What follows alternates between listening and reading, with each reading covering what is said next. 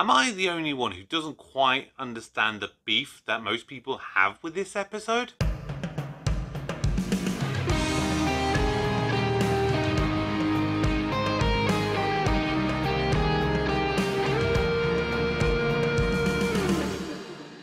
Hello everybody, welcome back to the channel. My name's Kevin, I'm a geek, you are watching Kevin the Geek, and welcome back to another New Who Doctor Who review.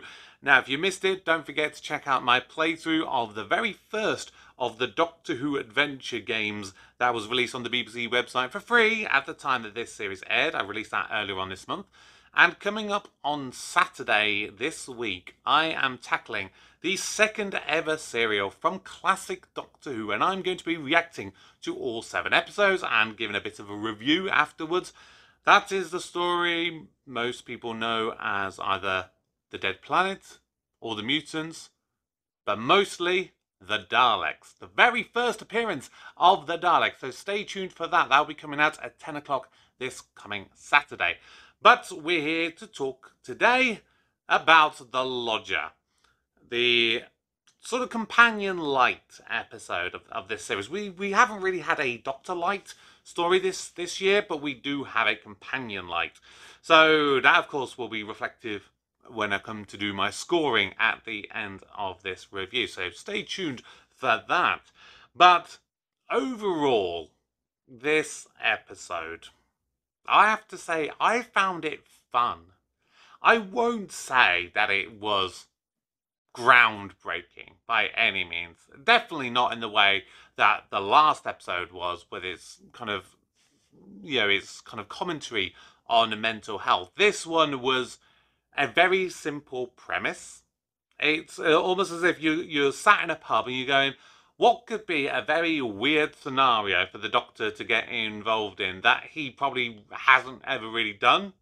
And that is getting trapped on Earth and having to live like a human in a house and do normal day-to-day stuff. And that is effectively what this episode is.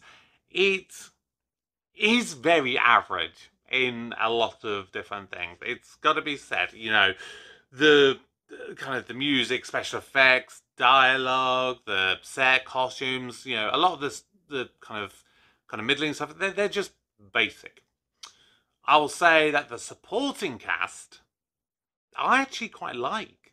I like James Corden as Craig, and I love Daisy playing Sophie, and I've seen her in a few different things. One particular thing I remember seeing her in was she was a very annoying character. I didn't like the character that she did that, but here she's just a lovely, simple, down-to-earth, honest character, and I liked the chemistry between Craig and Sophie, between James and Daisy. I thought they were great, and you kind of need that for this type of story, where effectively it is a bit of a love story, and especially as the sort of the resolution to the whole story is kind of relying on that kind of chemistry. It did work for them. But it is an episode that you have to say that it is mostly remembered for the performance of Matt Smith. This is arguably his best performance in the 5th series. You have to say it is really, really top drawer. He has some amazing comedy moments, and this is the Doctor that we have been seeing throughout this series. This goofball. This guy who is this ancient old dusty professor, but in this iteration of him has a bit of a childlike heart at the core of him. And yeah, there's a lot of fun one-liners and comedy moments throughout this episode. I love you. Well, that's good, because I'm your new lodger. That's how we greet each other nowadays, isn't it? I'm the Doctor. Well, they call me the Doctor. I don't know why. I call me the Doctor too. Still don't know why. Whoops. Oh, happened? What's going on? Is that my toothbrush? Where are you strongest? Arms. No, he means what position on the field? Not sure. The front? The side? Below? Next week we've got the crown and ankle. We're gonna annihilate them. Annihilate? No, no violence. Do you understand me? Not while I'm around, not today, not ever. I'm the Doctor, the oncoming storm. And you basically meant beat them in a football match, didn't you? Oh, I'm going to regret this. OK, right, first, general background.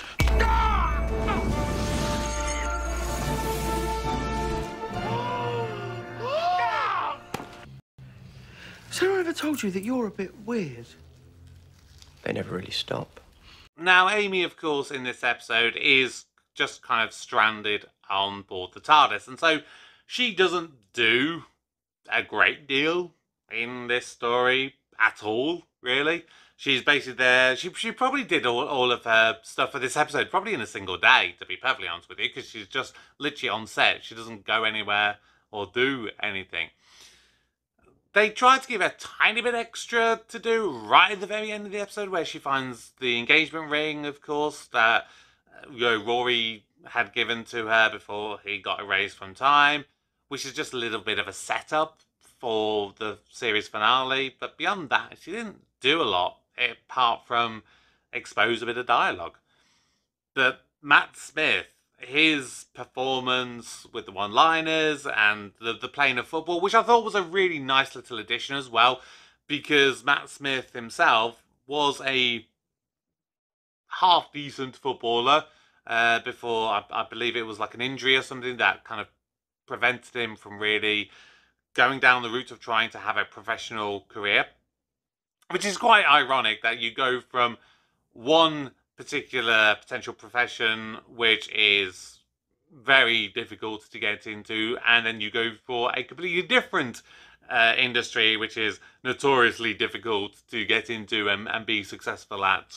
So I mean, out of the two, I like to think that Matt Smith has made the right choice there, even if it was a little bit forced upon him with injury. But yeah, he was just fantastic, and the chemistry that he had with James Corden as well was great. But I don't think I personally understand the hatred that James Corden seems to have, personally.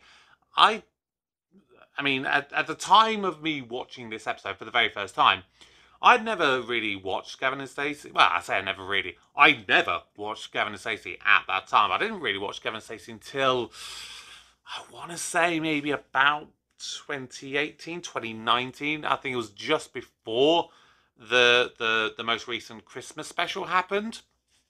The one that was like 10 years or so after the show originally ended.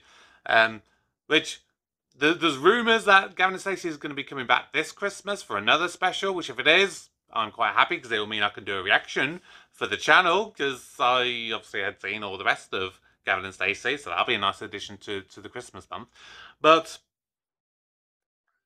yeah, I think just the way that they were able to bounce off each other, they had a lot of energy to each other. But beyond that, the rest of the episode, I mean, like the villain, it's kind of needless in a way. It was just like, oh, we're doing a Doctor Who episode, so we need a villain.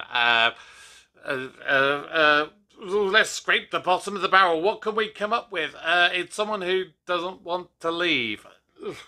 Yeah, it was like that's the last thing that they could kind of come up with, and it was like, oh, that'll do. That'll do. We'll put it in there.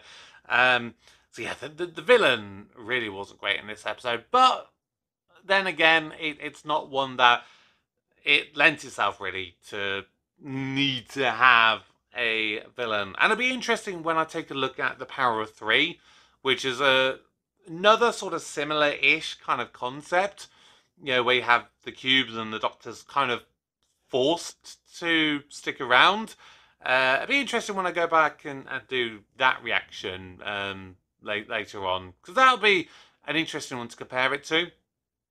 But overall, I would say that this episode is better than I think people give it credit for. Whilst at the same time, you've got to admit that it is a very average episode. So I'm going to score this episode, The Lodger. And the way I do my scores for Doctor Who is I give 10 categories a score out of 10 to give an overall score out of 100, which then also gives me a grade. So let's see what I've put for the Lodger.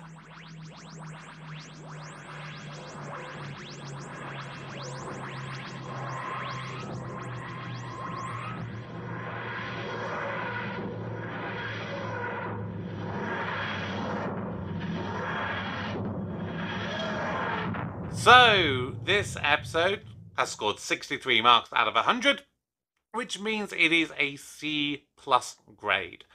And I think the best way that I can sum this up is that it is fun. It is a fun episode. The stuff that it does in it is fun. And if I have other episodes that scored 63 as well, when I eventually come to rank them and have to compare them above another, my enjoyment of this episode would possibly put it above those other ones that may be scored at 63 as well, because I do have fun watching this one. It's not like some of the other episodes of Series 5 where I'm like, okay, I want to go back, but I want to see a very particular scene or a very specific moment. This one, if I'm just at a bit of a loose end, I want to have a bit of a silly giggle, I could just go, hey, I'll put on the Lodger. It's silly, it's fun, I can watch it in the background. It doesn't take too much thinking about. It is simple in its aims. The aims are simple, but it does them reasonably well, and I have fun watching it. And you may disagree. You may think this is an absolutely trash piece of entertainment, a trash episode of Doctor Who. But that's your opinion. I'm allowed to have fun. And if you want to debate it in the comments, please feel free to do so. Also, don't forget to subscribe if you're new. And remember to stay tuned for this coming Saturday, where I do my reactions and review to the very first time that we see the Daleks in Doctor Who. But that's going to do it for today. Thank you so much for watching. For now, my name is Kevin. I am a geek. And you've been watching Kevin the Geek. Goodbye.